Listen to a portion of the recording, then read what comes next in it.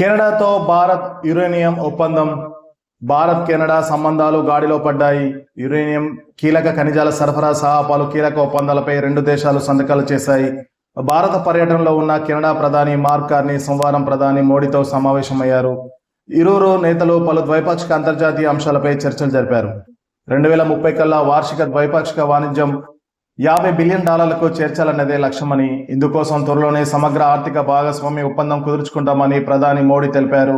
$2.6 billion uranium సరఫరా ఒప్పందం కింద భారత పౌర అణుశక్తి రంగానికి కెనడా మద్దతు ఇవ్వనుందన్నారు.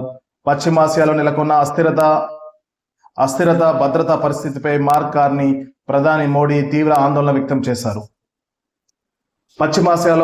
పశ్చిమాసియాలో అమెరికాకు ఇరాన్కు మధ్య జరుగుతున్న యుద్ధం, శాంతి ద్వారా దౌత్య మార్గాల్లో సమస్యలను పరిష్కరించుకోవాలని ఇరు దేశాలు పిలుపునిచ్చారు. ఇక సౌదీ అరేబియా, గల్ఫ్ దేశాలైన Saudi Arabia, UAE, Bahrain, Qatar, Kuwait దేశాలపై ఇరాన్ దాడిని ఇరు దేశాధినేతలు ఖండించారు.